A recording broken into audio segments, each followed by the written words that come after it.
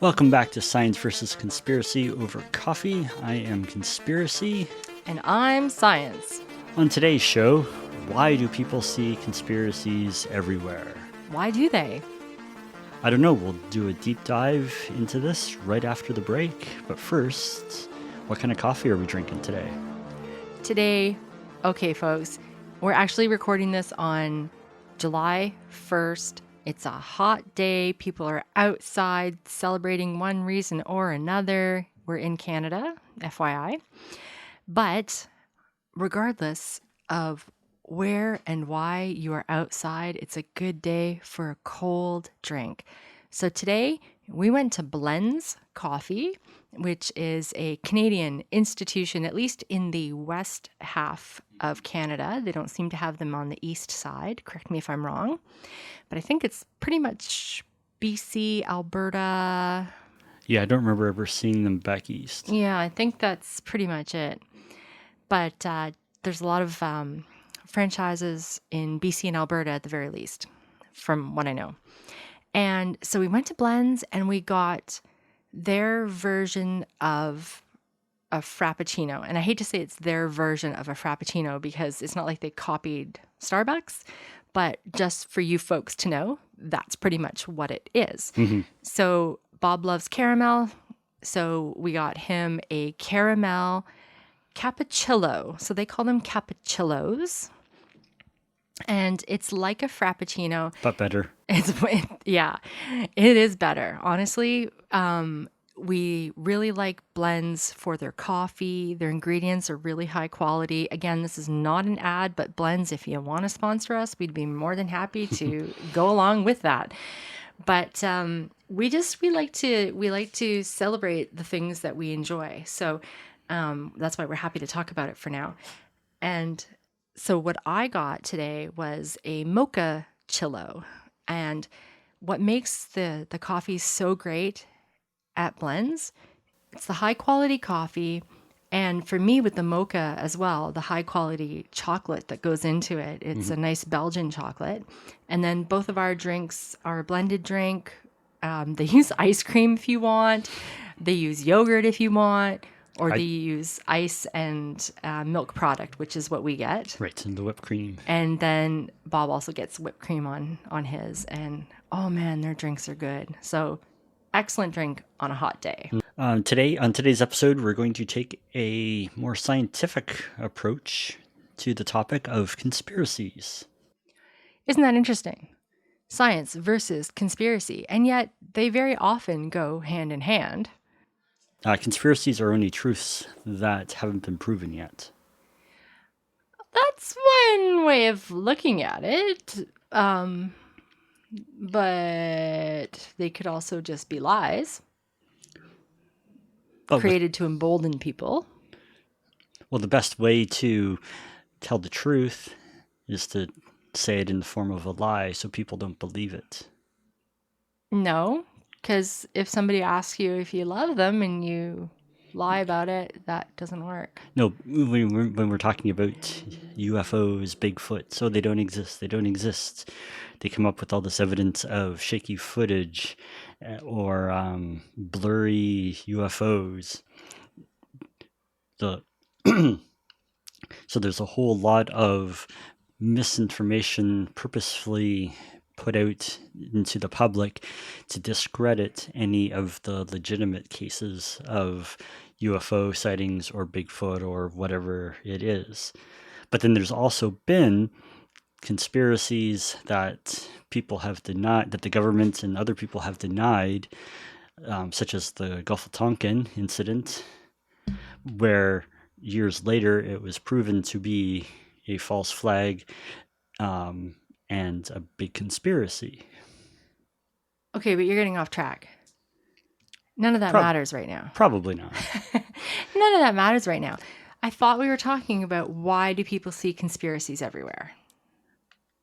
So when we're talking about the need to make sense of things, seeking that knowledge and clarity, that's what scholars, philosophers, academics would call an epistemic pursuit, or epistemology is like the hunt for truth and knowledge, sharing that truth and knowledge, right? Hmm.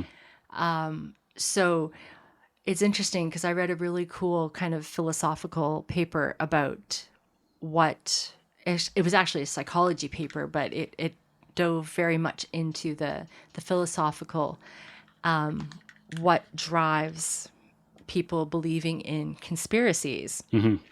And so, when you're talking about your Bigfoots and government denial, etc., and yeah, that actually really applies here because when people feel, uncertain about things, when they need to make sense of their world and what they're seeing, it's that hunt for truth and Hmm. knowledge and clarity.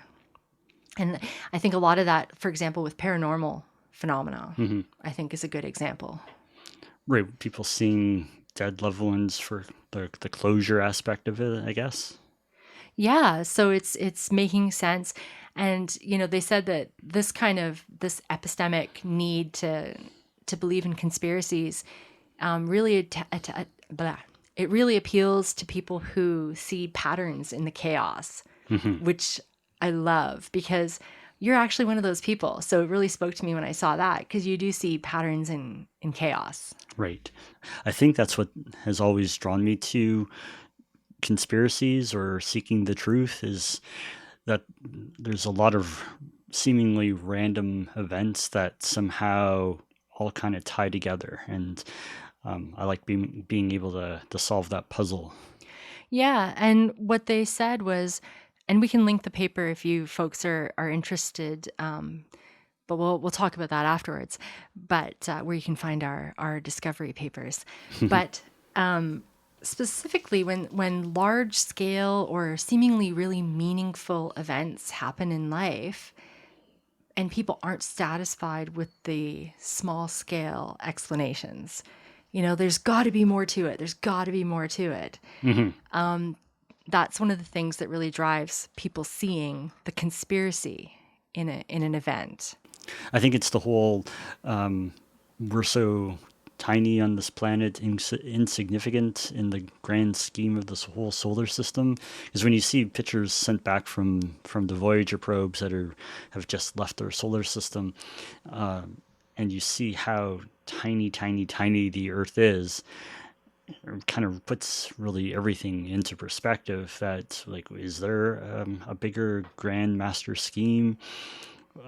Is it just something that we're cooking up, or are there people on this planet that are kind of pulling the strings to some degree? And that's interesting because there you kind of switched from what they call the epistemic need when you're looking for that knowledge and truth to Hmm. into the existential need, because that's another one that they've documented a lot about is that search for meaning. Hmm. So here, because truth and meaning aren't always the same thing, Right. right? So here with especially that's what came to mind anyway when you're talking about the universe and Hmm. this larger are we alone? We can't possibly be alone. This makes me feel so insignificant. I need to find meaning in my life. Right. And I mean, it does also kind of going back to seeing the patterns in the chaos as well. So, I mean, these aren't necessarily distinct categories. They can definitely be overlapping. Hmm. And so definitely when you're talking about the other universes, the multiverse phenomena, Hmm. etc., people do they need to feel in control and to be able to make meaning of their own lives. And then, of course, the in control part is a big thing here. Right, and we touched on that during our one podcast about the free will. Do we have free will and having control? And if we don't have control, have free will, then what's the whole point of this? Yeah, exactly. And it's often people who feel a lack of control. So whether it be socio-political or just personal, but those are kind of the big ones, Hmm. right? That lack of socio-political control, or and even a lack of kind of psychological empowerment. These are kind of people who go to the existential need, I guess, in conspiracy theories. And definitely seeing these as like larger plots that are conceived by powerful individuals or organizations. When you are able to blame your situation on these plots, there's actually a phrase for it. It's called cheater detection. Cheater detection. Yeah, which I thought was really cool. So it's you recognize dangerous or untrustworthy individuals, whether it be in your personal life or in the political realm or the social realm, whatever it may be. And by recognizing that they exist, then you're attributing, I guess, blame for your circumstances to them, thus kind of empowering yourself and making more meaning for yourself in your own life. So you're not just somebody that crap is happening to, Right. and it kind of absolves you of the blame a little bit. And these cheaters who are in power are the ones that you can lay the blame on for your life. It helps you make meaning of the situation that you're in and can psychologically empower you to take action, whether that be to better your own circumstances or against them is up to you and how you're hardwired. But that's why there's these revolts, right? That's why these, and I think of 911, 9/11 was an inside job. Right. So the 9/11 is a good example of, I guess, a secret society, possibly secret society, plotting against the American people and causing widespread terror, the likes that we haven't seen in decades. And it literally changed the way that we function as a society since September the 11th. Because I guess it also goes back to Occam's razor. What's the most simplest explanation? Is there a grand conspiracy spanning thousands of years, or was it a group of terrorists in a cave plotting revenge on the United States, hijacking planes and flying them into buildings? Yeah, and conspiracy theories often tend to reduce like the complexity of life to the most simplest explanation because it's easier for their minds to comprehend and process. Right. And so the official story is often, I think, overly simplified. And we can even go back to the Kennedy assassination with Lee Harvey Oswald, who was a lone gunman, a loner, had enough, and shot the president.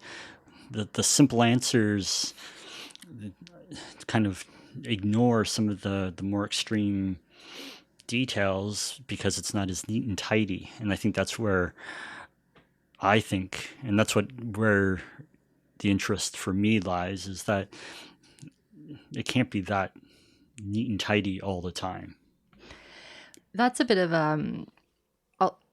a paranoid aspect, though, and of course, I have to talk about the psychological component of the paranoia. Some people, now don't come at me, either you or the listeners.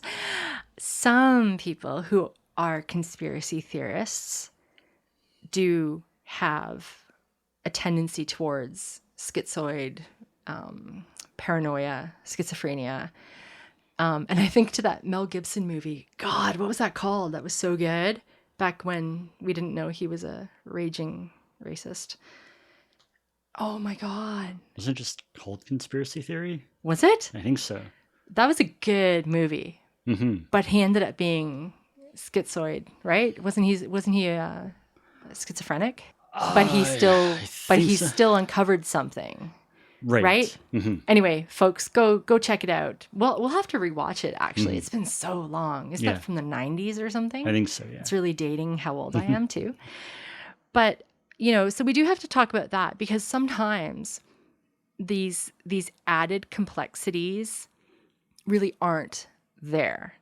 So, Yes and no. Sometimes people who believe in conspiracy theories tend to forego the simple and add in complexities that aren't there and add in blame, agency, interdependence that isn't there. And sometimes that's because of schizophrenic, paranoid tendency. But then sometimes people instead look for the simplest answer. And both of these, what they really come down to, depending on which way they lean, or regardless of which way they lean, whether they overcomplicate or oversimplify, what it comes down to is that the logical, that there's a lack of understanding of logical fallacies and a lack of understanding of complex analysis in a lot of people who believe in conspiracy theories. Now, I don't want that to come out wrong. It's not saying that people who believe in conspiracy theories are stupid, because they're not. It's just that it's tricky. The level of analytical thinking isn't necessarily the same as perhaps with scientists. It's a different kind of analysis and it's a different kind of pattern seeking, but it doesn't always lead to what would be an objective, verifiable truth. But I chose my words very carefully there with objective and verifiable, because one of the things that also really interests me as an academic is the phenomenological perspective, wherein we co-create reality. So you and I sitting here talking, we are co-creating our own reality right now. People who are listening are co-creating their reality as they listen to this with us. We are all impacting each other's realities. And as such, each reality is subjective. Mm-hmm. So I'm throwing out a lot of kind of philosophical tenets here about what is the nature of reality. This is actually could go really deep here, and I'm not going to go that deep. But none of us can really definitively say what the nature of reality is. But what I will say is that because we all co-create our own meanings, just because some people who believe in conspiracy theories may not be analytical thinkers doesn't mean that they're wrong. I just want to make that really clear. And it doesn't mean that they're stupid. Right, because there's a lot of things that people have talked about for many, many years that has actually turned out to be true. And perhaps some of the so-called facts that they had hasn't really lined up with the actual facts, but the underlining phenomenon or so-called conspiracy has been true. Like a good example of this is, for years and years and years, people, including myself, were saying that the U.S. government was bugging our phones and eavesdropping and listening in and watching us through our laptops. And we were ridiculed for even thinking that. But what happened in the mid-2000s?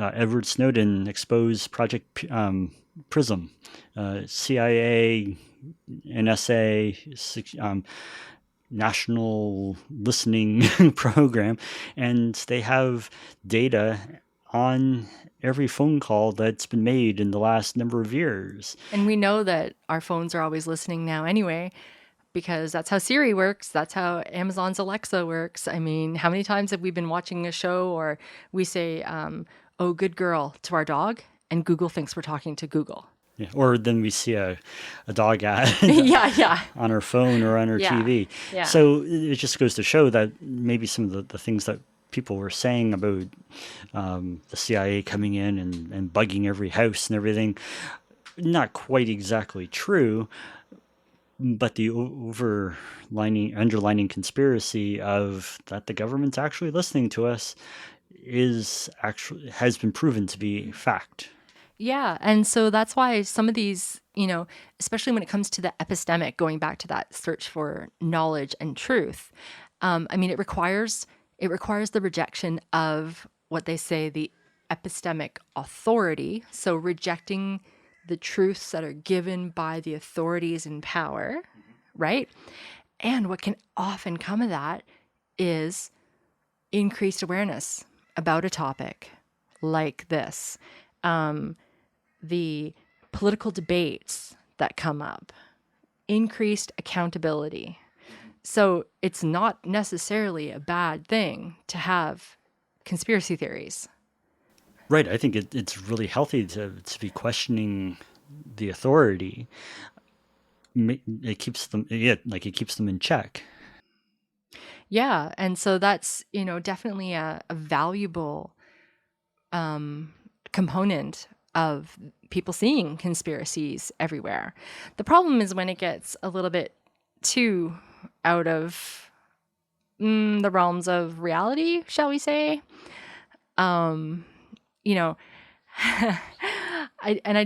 want to go too far into this, but some people reject authority to protect their own cherished beliefs, right?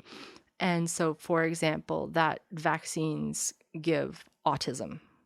Right.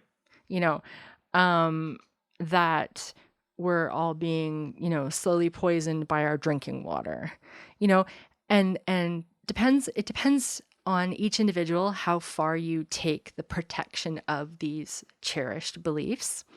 If you have a closed mind and you deny everything being thrown at you, if you deny science, if you deny fact,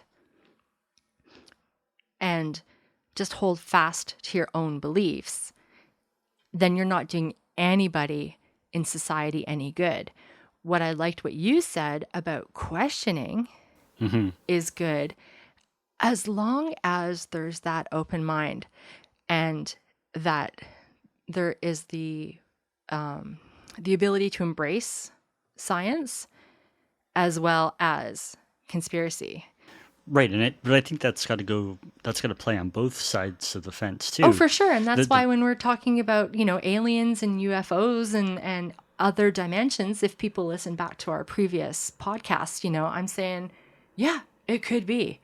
I can't disprove it. It could be. Right, but not just science, but authorities, people in power, like politicians and that sort of thing. They have to be on the open end too, to kind of question what they're being told and to be open to the possibilities that things may not be as they seem. Yeah, and that's where a lot of the conspiracy theories can also pick up steam, is because the very contrarian nature of these conspiracy theories often appeals to the populist people, like the ordinary people who already feel like their concerns are being disregarded by politicians, authorities, etc. If they're not being heard by authorities, then they're going to make sure they're being heard by other people. Right. And so actually that brings me to another interesting point about the social nature of conspiracy theories, because I read a study where they actually analyzed like decades of Facebook posts about science and about conspiracy theories. And it was really cool. What they found was that people who strongly adhered to science didn't often share scientific articles. Okay. So, I have some friends on Facebook. Yeah, I'm on there. And I shared like about the black hole, the witnessing of the black hole that we saw for like the first time, right? I shared that. And, I had like 2 people give it a thumbs up, right? Because people don't seem to engage that much with science in a social media type way. But they found that the group with the strong conspiracy beliefs were really focused in their community, and their attention was on sharing their posts, their knowledge, their beliefs, right? Right. They share widely and rapidly, likely because the people in authority and mainstream aren't listening to them, right? Science users were less likely to share the science news, and instead they're more likely to comment on conspiracy pages to inhibit the diffusion of what science people see as misinformation. And I really had to chuckle when I saw this, because for those of you who don't know, I was working as a vaccinator when the COVID pandemic was really high, and I saw myself in it. I saw myself in this, like, commenting on people's incorrect beliefs about the vaccines. And I was just like correcting them on the science of it. Right. I wasn't getting into like heated debates or fights or arguments or anything. But I saw myself really clearly falling into that science category of like trying to stop the diffusion of misinformation versus sharing information with my own community. Isn't that funny? That's interesting. So that brings up the third real kind of category and need for why people see conspiracy theories everywhere is the social aspect of it. I don't know about you, but some people who believe in conspiracy theories feel themselves at the fringes of society. Absolutely, yeah. Right? And when you find like-minded souls, it's a community. And you may not have, and I'm saying the general you, I don't mean you personally, but you may not have felt part of a community before. And then you find these other people who are also conspiracy theorists, for lack of a better name of the group. And then you've got a social community. You're going to gravitate towards people who are like-minded, no matter what the community, whether it be sports, pinochle, whatever it is. You're going to seek out these people with common interests. And I guess on the conspiracy end of it, it is people on the fringe and who are maybe have too much of an open mind, I would think, because even though stories that are irrefutable about like the earth being flat, there are, even within the conspiracy community, that are, you can be in the fringe of an outlier out of the outliers. Yeah.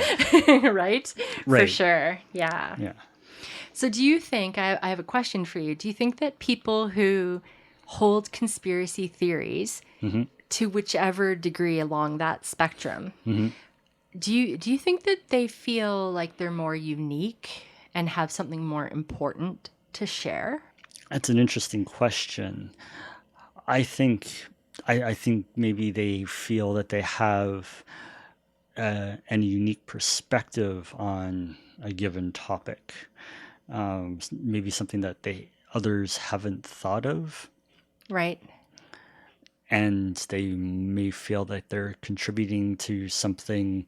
They're contributing their little piece of whatever pie, whatever the story is. They're contributing their little part to it that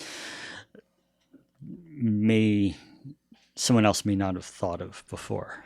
Yeah. So, I mean, it kind of goes back to giving them that sense of meaning in their lives too, right? Because we all want to have a legacy. We all want to have some sort of value in the world, and that ties into the existentialism. But the reason I asked is because there's been a study that shows that some people, and again, we have to keep using these some people, these qualifiers, that this is not, we're not generalizing to absolutely everybody here, but some people who are conspiracy theorists are also narcissists because they find themselves as way more important than perhaps their current stature in life reflects, and that what they have to contribute to society is inflated they have an inflated sense of self Mm-hmm. to the point of being delusional. Right, and I could say the same thing about the people who are in power and who are dispensing this information. Each one of those points that you just made applies to them as well. Oh, absolutely. And, Yeah. coming from a nursing background, like we know doctors who think they're God Yeah. and like complete narcissists, right? Mm-hmm. For sure. Yeah. So I know that's why, none of this is ever a blanket wash over everybody, Mm-hmm. for sure. But it's just interesting because in my mind, I wouldn't have tied conspiracy theories and narcissism together because, again, I don't want to offend anybody, but when you think of like conspiracy theorists, you think of the lone gunman, right? Right. And those dudes were not narcissists. Like they're like The lone gunman from X-Files, not the Harvey Oswald, the lone gunman. Oh yeah. Sorry, folks. Yeah. We're such X-Files fanatics here. X-Files with a PH here. So I know when I'm saying the lone gunman, I know you know what I mean. But I don't think of those guys as narcissists, right? Because they're like dweebs and they know their station in life, and you know what I mean. And actually, that comes out wrong saying you know your station in life, but you know what you're about, Right. right? You don't have an inflated narcissistic sense of yourself. But then you have guys like Alex Jones, who is kind of on that other end of the spectrum. Narcissist for sure. Yes. Good point. But I hadn't put those two together before. Right. I just thought Alex Jones is just, for lack of a better word, a lunatic. I hadn't thought of narcissism falling into that category because when you think of narcissists, like, I think of Patrick Bateman from American Psycho and, things like that. But, that's funny. But with a lot of these narcissists, like Alex Jones, say what you will about him, he has been right. And it kind of goes back to what we talked a little while ago, is that not necessarily who's saying it or what they're saying, every little piece is correct or not, but the underlining conspiracy truth is there, and he's been right on a lot of information, and he puts out or has put out a lot of eye-opening documents. His methods, the way he's gone about things, it may be in question, but the fact remains that the information is there, and it's opened a lot of people's eyes to different truths. Yeah, and again, it goes back to that epistemology too, where, like I was saying earlier about the positives that come out of seeing conspiracies everywhere is that it does hold people accountable. It does increase awareness about things. It challenges political ideations, and he's definitely done that. I would also caution that a lot of it's been really damaging because of, a lot of the insurrection attempts and things like that. But that's another story. That's another story. Okay, so one other point I want to make before we wrap it up for the day, because there is that aspect of, I guess, the so-called conspiracy theory of people who have been abducted by aliens, who have seen ghosts, who have not asked for any recognition or kind of want to keep it hidden, but still are somewhat of a participant in the conspiracy of aliens or of the paranormal, and they can't explain it, but they have had this experience. Yeah, so there's definitely participants in the world of conspiracy, but we have to use the phrase conspiracy loosely here, because conspiracy implies that there's something being covered up or made up in some ways. Yeah, manipulated, right? Right. All right, folks, that's it for today. We wanted to say thanks for listening over the course of these last 13 episodes. It's been a lot of fun. Thanks a lot for your support. And we'll be back in 2 weeks. We're going to take a week off and prepare for season 2. We've also just wanted to let you guys know that we've launched our Patreon channel. We'll leave a link in the show notes. So if you're feeling so inclined, please head over there. There's some exclusive content that we're going to be constantly adding to it. Absolutely. And so with that, I'm going to say adieu. This is Science reminding you to stay curious, but rely on the facts. And I'm Conspiracy, and remember, being paranoid is smart. We'll see you next time. If you like the episode, don't forget to subscribe. You can download us on any of the major podcasting platforms. This week's episode of Science vs. Conspiracy over coffee was produced by Lethologica. Writing and research was done by Bob Homer and Jennifer Timer.